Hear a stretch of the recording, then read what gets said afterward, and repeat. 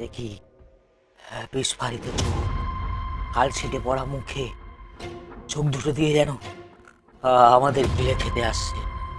Hello friends, গল্পের ঝাঁপিতে অপূর্ব লেখা আজ দারুণ একটা রোমাঞ্চকর গল্প নিয়ে হাজির হয়েছি, রেলে কাটা।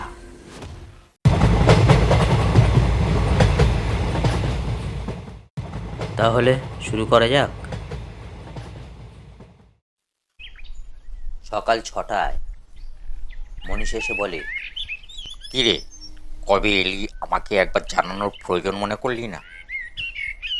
তুই এলি আর আমি খবর পেলাম না, অন্যের কাছ থেকে খবর পেতে হলো।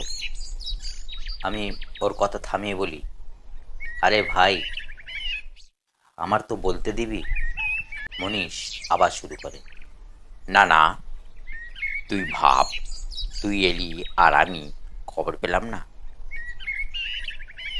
এখন সবার হাতে ফোন, একটা খবর তো দিতে পারতিস। আমি বলি, আচ্ছা তুই আমাকে একটা ফোন কর দেখি। মনীষ পকেট থেকে মোবাইল ফোন বের করে আমার নম্বরে চেষ্টা করে, বলে, কি ব্যাপার, ফোন ঢুকছে না তো? কেন, ব্যাপারটা কি বলতো? আমি বলি, আরে তখন থেকে তো সেটাই বলার চেষ্টা করছি, কথাটা তো শুনবি। আচ্ছা তাই বল বল বল, কি কি ব্যাপার বলতো? আরে ভাই, কাল রাতে অফিস থেকে ফেরার পথে আমার পিক পকেট হয়েছে। মনীষ বলে, এই সে কি, তা টাকা পয়সা নেয়নি তো? আমি বলি, না নেয়নি, তবে ফোনটা তুলে নিই। তোরা না তেমন করে চলাফেরা করতে শিখিসনি, পকেট থেকে ফোন তুলছে আর তুই জানতেও পারছিস না। সত্যি মাইরি, ওই জন্য বলি তোদের এখনো শেখার অনেক বাকি আছে। আমি বলি, ঠিক আছে, দু একদিন তো থাকবো, তোর কাছ থেকে না হয় শিখে নেব। হ্যাঁ হ্যাঁ, তাই শিখবি। আমি হেসে ফেলে বলি, আচ্ছা আচ্ছা আচ্ছা, ঠিক আছে ঠিক আছে। আচ্ছা, তুই এলি আর মোহন আর দীপু কোথায়? তুই একা এলি আমার ঘুম ভাঙাতে।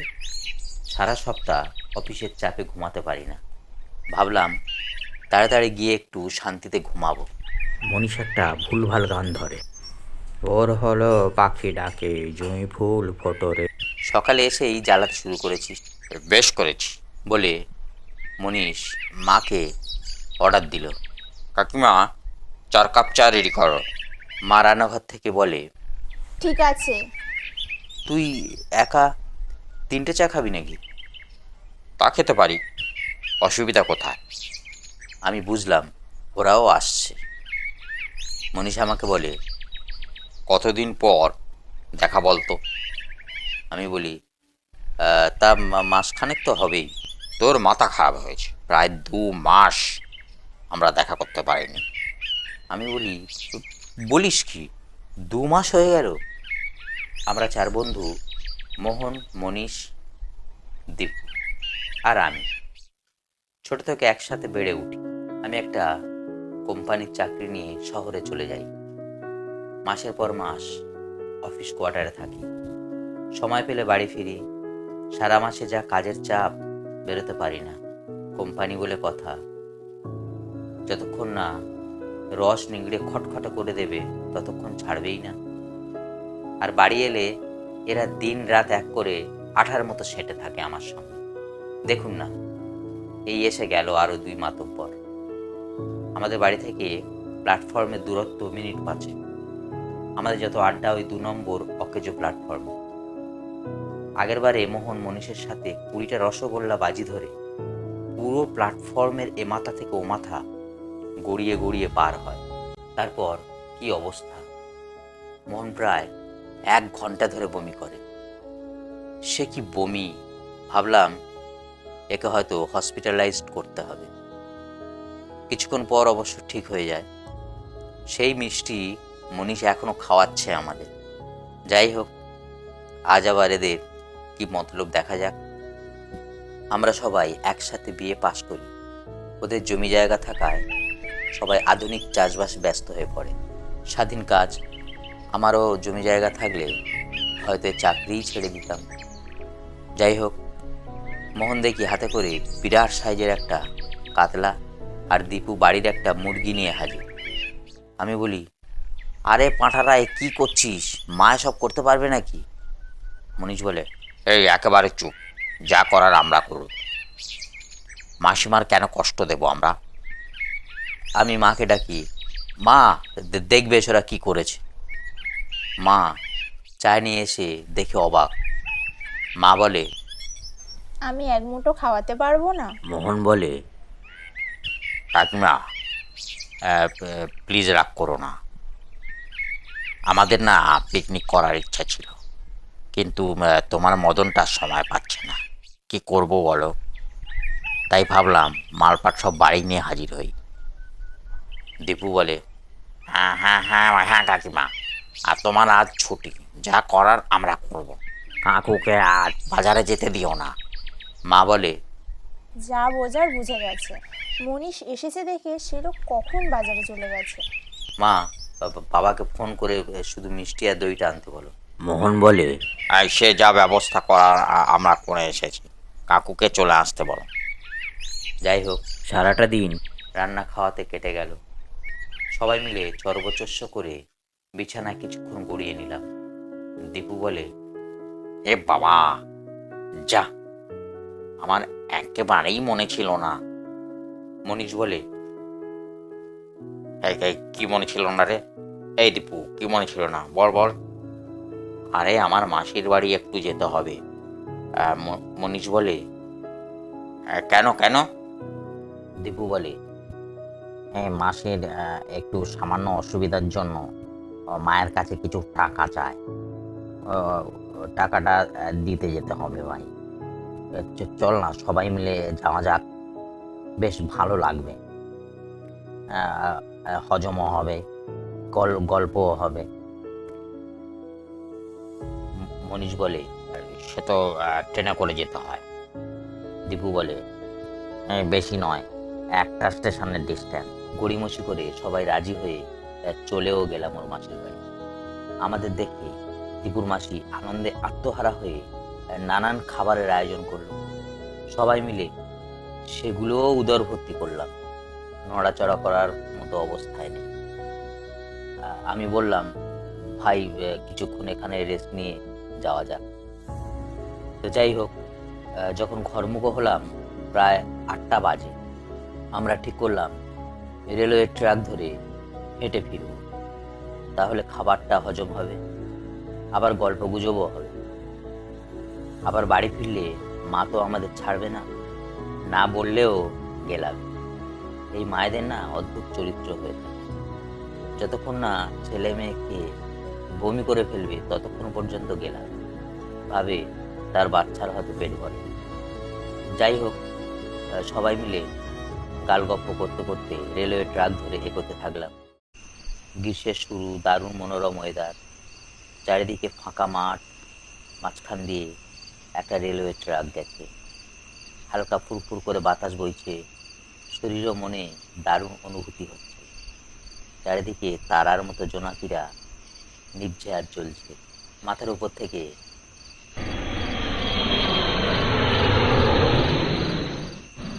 একটা প্লেন চলে যায়, আমরা সবাই সেদিকে তাকিয়ে থাকি। কি অদ্ভুত মনোরম দৃশ্য! নানান ঠাট্টা তামাশার মধ্যে দিয়ে চলেছি। হঠাৎ মোহন বলে, এই দেখ, দূরে তারার মতো লাইট দেখা যাচ্ছে, দেখ দেখ দেখ। মনীষ বলে, কিসের লাইট? কিসের লাইট? লাইটটা ধীরে ধীরে একটু বড় হচ্ছে। মনীষ ভয়ে ভয়ে বলে, কিসের লাইট? কিসের লাইট রে? আমি বলি, আরে ভাই, চল চল, ট্রাক থেকে নেমে পড়, এক্ষুনি সব কচু কাটা হবো, বুঝতে পারছিস না, ট্রেন আসছে। ও তাই তো, আমি ভয় পেয়ে গেছিলাম। আমি বলি, তোর কাছ থেকে নাকি সব শিখতে হবে, আর তুই এটা বুঝলি না, এটা শেখাতে পারলি না আমাদের? দাঁত বের করে বলে, আরে সব ব্যাপার সব কিছু মাথায় থাকে না কি রে। সবাই আমরা হো হো করে হেসে উঠি। সবাই রেলওয়ে ট্র্যাক থেকে নেমে সাইডে হাঁটতে থাকলাম। ধীরে ধীরে ট্রেনটার আলো আমাদের স্পর্শ করে হুড়মুড় করে পাশ কাটিয়ে বেরিয়ে গেল।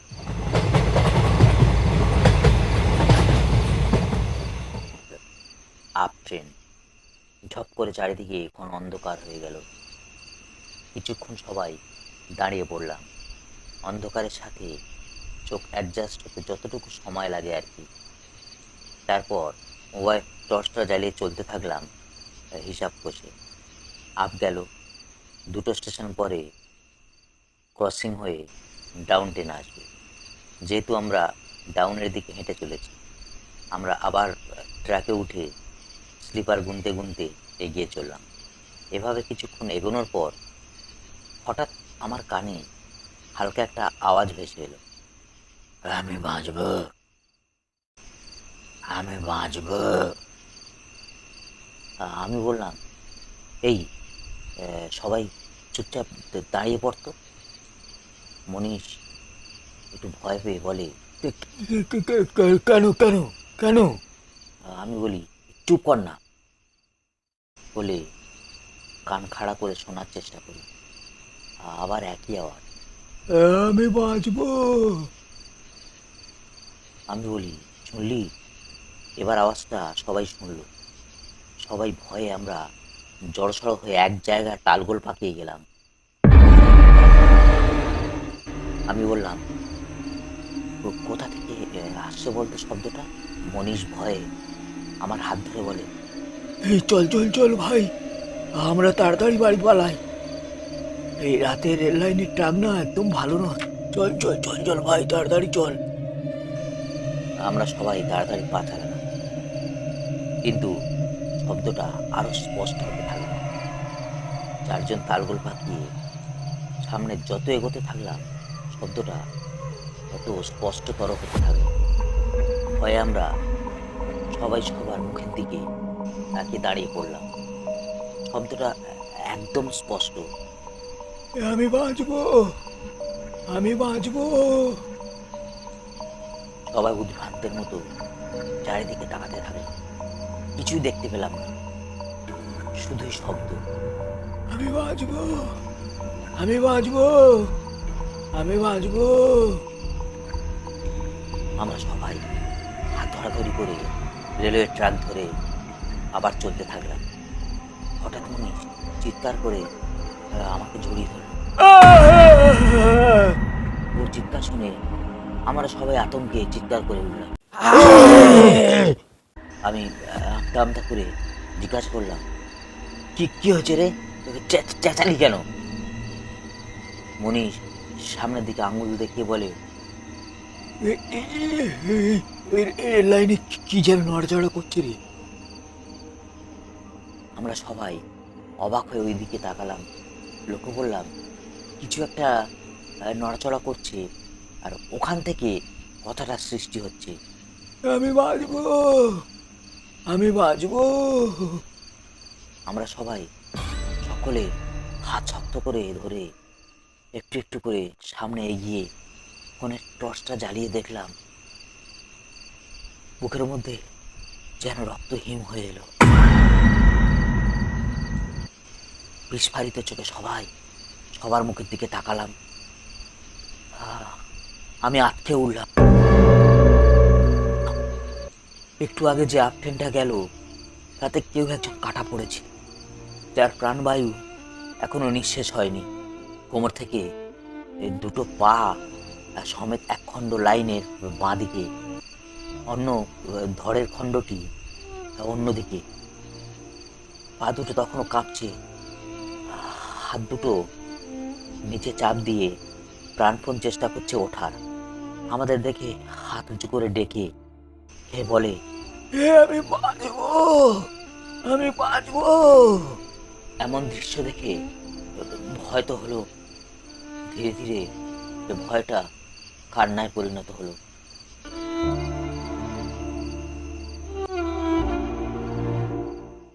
লোকটার করুণ পরিণতি দেখে চোখ কেটে জল বেরিয়ে গেল।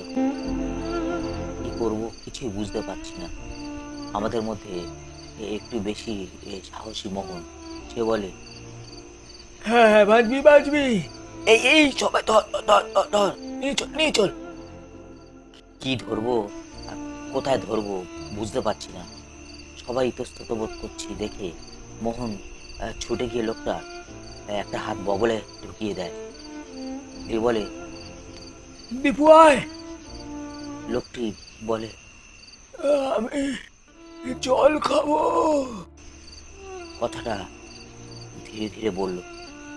মনে হলো যেন ওর প্রাণবায়ু ধীরে ধীরে শেষ হতে চলেছে।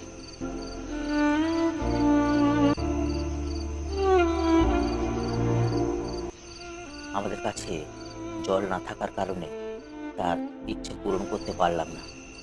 দীপু ছুটে গিয়ে অন্য বগলে হাত ঢুকিয়ে দিল। দুজনে মিলে উঁচু করে তুলল। লোকটি আবার বলে, আমি বাঁচবো। মোহন বলে, হ্যাঁ হ্যাঁ, হ্যাঁ বাঁচবি। চুপ কর চুপ কর। তোর ডাক্তারের কাছে নিয়ে যাচ্ছি। লোকটি আবার বলে, আমি বাঁচবো। আমরাও বাধ্য হয়ে কোমরের অংশটা দুটো পা দুজনে ধরলাম। তারপর দুজন পা দুটো কাঁধে করে ওদের পেছনে চলতে থাকলাম। কয়েক মিনিট রুদ্ধশ্বাসে চলার পর মোহন বলে, এই দাঁড়া দাঁড়া। আমরা দাঁড়িয়ে পড়লাম। মোহন বলে, এ মনে হয় মারা গেছে রে, কোনো সারা শব্দ নেই। মনীষ ফোনের টর্চটা ওর দিকে মারে।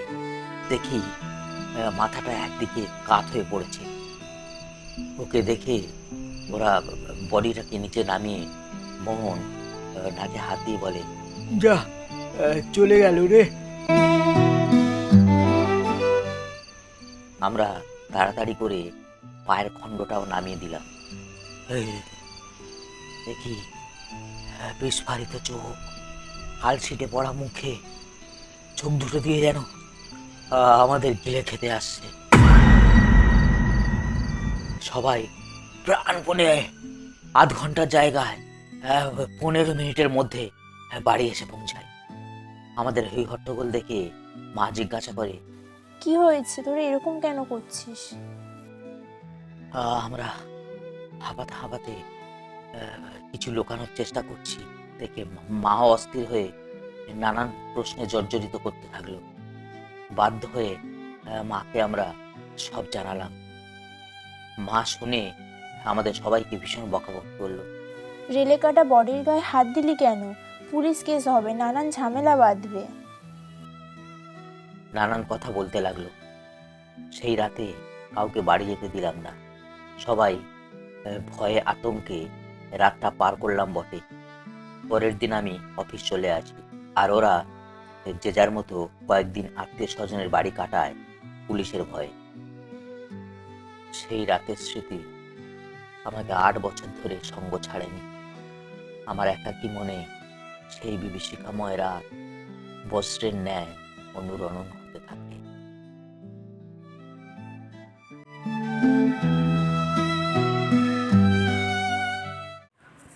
গল্পটি ভালো লাগলে বেল আইকনটি প্রেস করবেন, আর লাইক অ্যান্ড সাবস্ক্রাইব তো অবশ্যই। নমস্কার।